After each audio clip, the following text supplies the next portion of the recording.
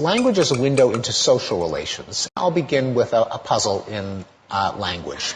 This one is taken from the movie Fargo, from a scene early in the movie in which a kidnapper has a hostage tied up in the back seat of a car and inconveniently is pulled over by the police because he's missing his plates.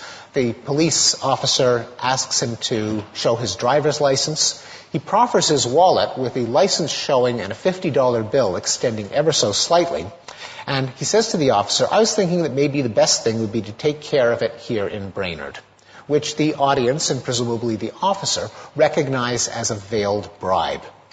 Now, this is an example of what linguists call an indirect speech act, a case in which we don't blurt out what we mean in so many words, but we veil our intentions in innuendo, hoping for our listener to read between the lines and infer our real intent.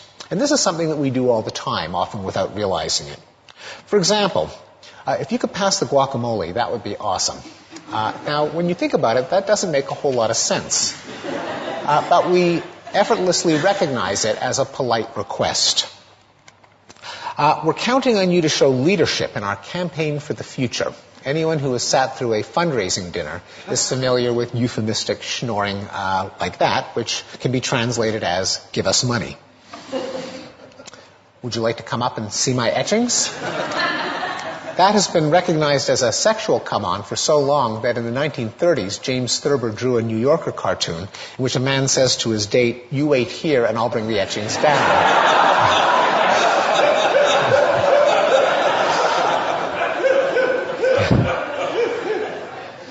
Then there's a nice story you got there. It would be a real shame if something happened to it, which any viewer of The Sopranos can recognize as a veiled threat. So the puzzle is, why are bribes, requests, seductions, solicitations, and threats so often veiled when both parties presumably know exactly what they mean? Language has to do two things. It's got to convey some content, such as a bribe, a command, or a proposition. At the same time, it's got to negotiate a relationship type. The solution is to use language at two levels. The speaker uses the literal form to signal the safest relationship to the listener, while counting on the listener to read between the lines to entertain a proposition that might be incompatible with that relationship. And politeness is a simple example. What's going on with, if you could pass the guacamole, that would be awesome? I think everyone would agree that it's a bit of an overstatement.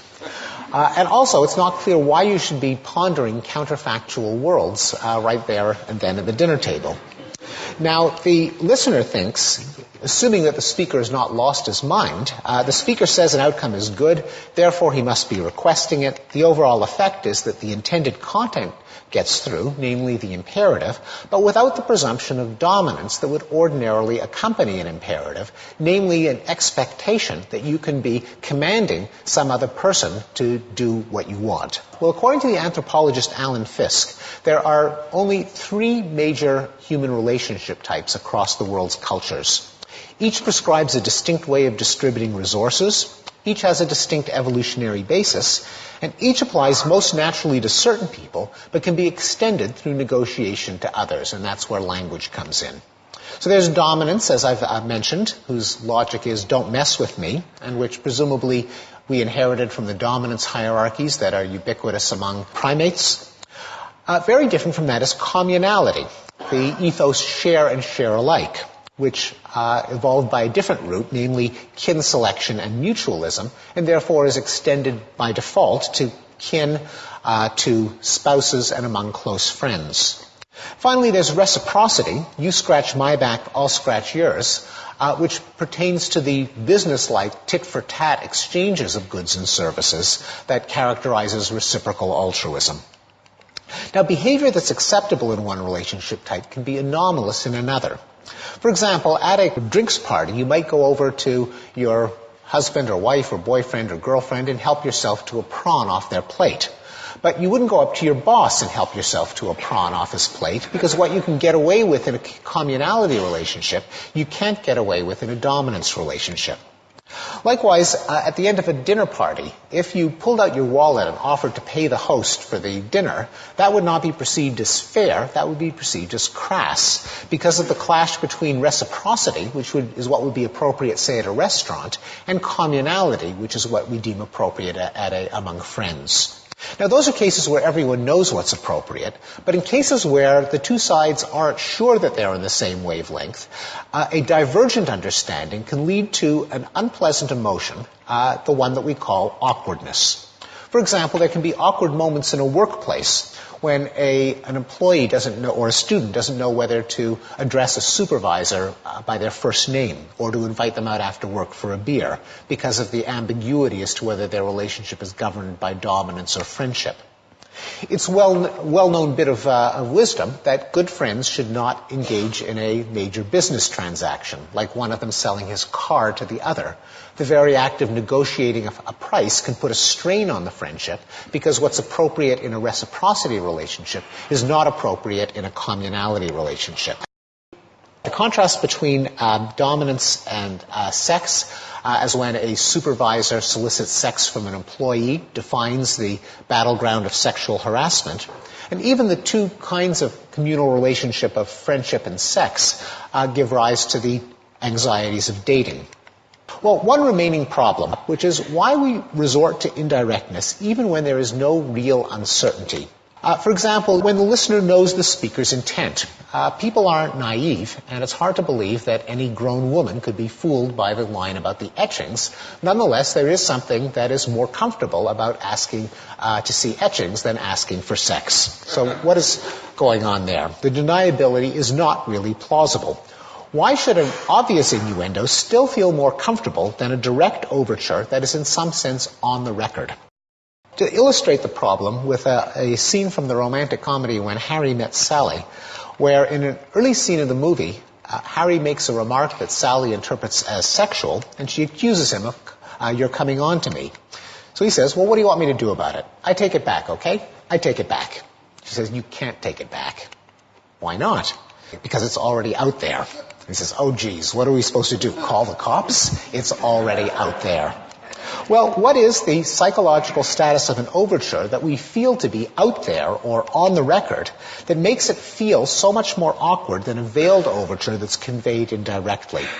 And I think a key to this paradox is a concept that economists and logicians call mutual knowledge, which they distinguish from individual knowledge. In individual knowledge, A knows X and B knows X. In mutual knowledge, A knows X, B knows X, A knows that B knows X, B knows that A knows X, A knows that B knows that A knows X, ad infinitum. And this is a difference that has profound consequences.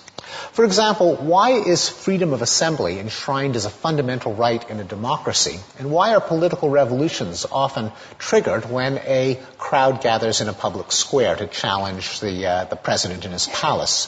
Well, it's because when people were at home, everyone knew that they loathed the dictator, but no one knew that other people knew that they knew.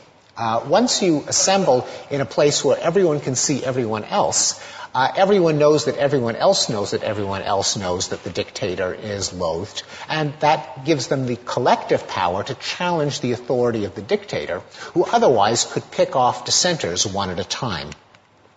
Another example is that The Emperor's New Clothes is a story about mutual knowledge. When the little boy said the emperor is naked, he wasn't telling anyone anything that they didn't already know, anything that they couldn't see with their own eyeballs.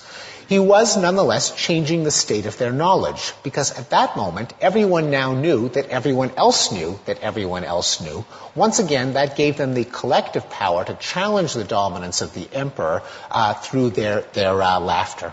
The moral of the story is that explicit language is an excellent way of creating mutual knowledge. And so here's the hypothesis. Innuendos, even obvious ones, merely provide individual knowledge, whereas direct speech provides mutual knowledge, and relationships are maintained or nullified by a mutual knowledge of the relationship type. So if Harry were to say, "Would you like to come up and see my etchings?" and Sally says no, then Sally knows that she's turned down an overture, and Harry knows that she's turned down a sexual overture, but does Sally know that Harry knows? She could be thinking, maybe Harry thinks I'm naive. And does Harry know that Sally knows that he knows? He could be wondering, maybe Sally thinks I'm dense. There's no mutual knowledge, and they can maintain the fiction of friendship. Whereas if Harry were to say, would you like to come up and have sex? And Sally turns him down. Now Harry knows that Sally knows that Harry knows that Sally knows. They cannot maintain the fiction of a friendship.